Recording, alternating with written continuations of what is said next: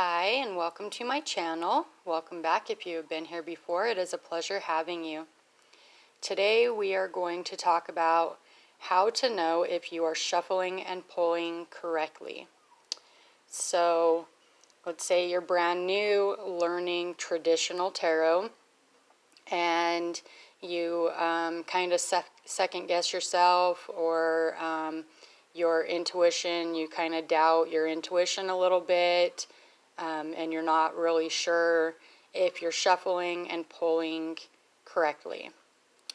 So to start off, I just want to say that your inner self, your higher self, your spirit guide, your ancestors, your deity, whatever it is that you connect to and work with, already knows how you're going to shuffle, what question you're going to ask, what spread you're going to use, how you're going to do what it is you're going to do. Secondly, I would like to say that when starting out and you're like wavering and second guessing yourself and whatnot, I recommend that you shuffle the exact same every single time. You use the exact same spread every single time, and you always, always, always have a question in mind for your read that you're doing. Okay? Stick with these same methods, the shuffling and the spread and and having a question, until you no longer struggle with this. The reason that I say that you always need to have a question in mind is because if you do a read with no question in mind and you're just like, show me what I need to know, then the cards that are laid out have an infinite amount of meanings, and it can get very confusing. So always have a question in mind, and always keep the answer when you're looking at what's laid out. Always keep the answer in the same area that the question is in. So if you're asking about health, the answer needs to stay within health. If you're asking about money, the answer needs to stay within money. If you're asking about relationships or yourself, then the answer needs to stay within relationships or yourself. Don't veer away from that. Even if like you're asking about money and there's not a lot of pentacles laid out, still stick with your money question. If you're asking about yourself and a bunch of pentacles come out, that's just your, an indication of your physical world. Still stick within your same question.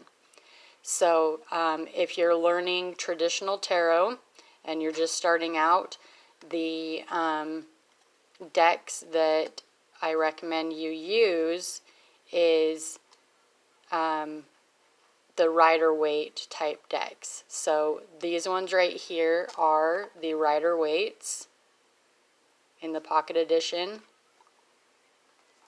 These ones right here are the Hanson-Roberts, and I don't have the box for them because I didn't like it and I threw it away. So these are the Hanson-Roberts. And then these ones right here are the Llewellyn's Classic Tarot in the mini edition. I have videos on all of these if you would like to see them closer. They are in the playlist deck review tarot section. But these are the ones that you want to learn with either of these types. The Rider-Waites, Hanson-Roberts, or Llewellyn's. They do come in standard sizes as well, so you don't have to get mini or pocket. So these are the ones that stay true to what you're learning.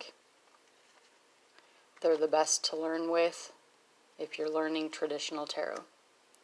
So let's take a look at how I would recommend that you shuffle each and every time.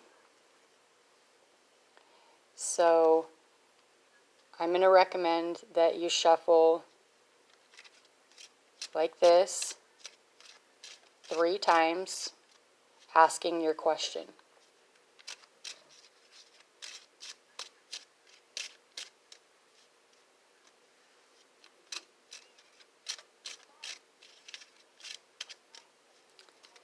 And then you're going to cut them and start laying out. So stick with that shuffling method right there.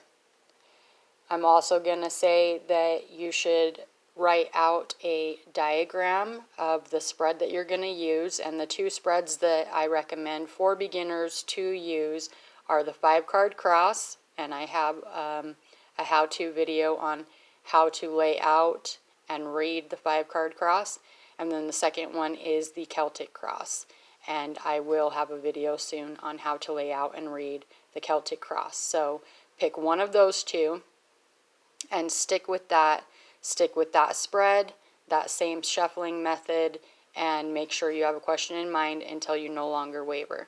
So draw out a diagram of your spread and have it like up in front of you or down in front of you for your physical brain to see the guidelines that it needs to follow, and stick with those guidelines, stick within those positions.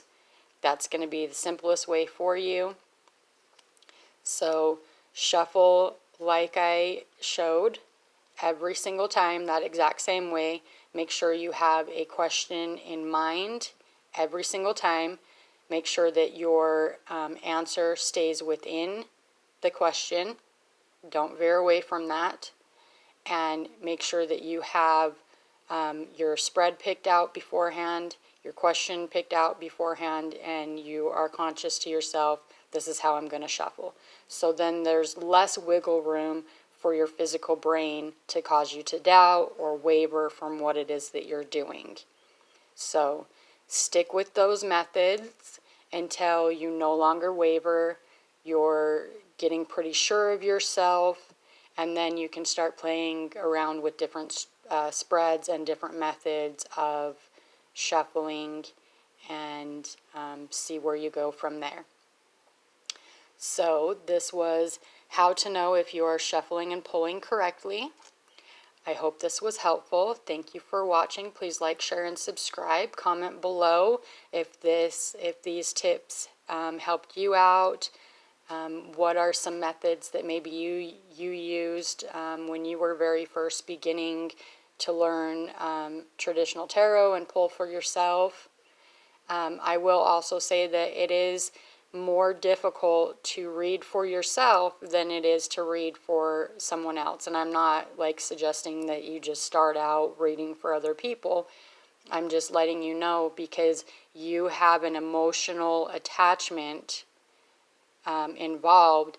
It is a little bit more difficult to read for yourself. Even with me, I'm fairly advanced and I can read for others like that. As soon as I lay them out, I can see exactly what it's saying. But when I lay out for myself, because I have an emotional attachment, especially if it's something that's very important to me that I'm asking about, or if like I have anxiety about something, it's quite difficult for me to like remove my emotional attachment to it and be able to see what is being laid out and the story that is coming about. So just keep that in mind too. Don't be too harsh on yourself if you pull a spread and you're like, I don't know what this means. I see tower, I see death, that terrifies me.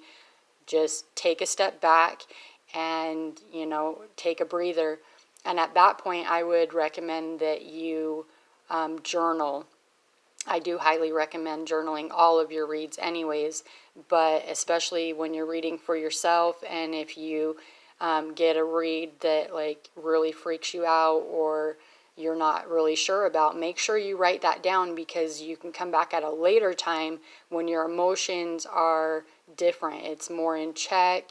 It's not right directly attached in that moment any longer, and you can pull out your journal and relay that spread back out, what had come out, and have a more clear vision of what was drawn. So I do highly recommend journaling all of your reads, especially for that. And then, also because you can come back later and be like, whoa, that did happen, and it happened just how I thought that it was going to happen. So journaling is highly important as well. So thanks again, and you have a wonderful day.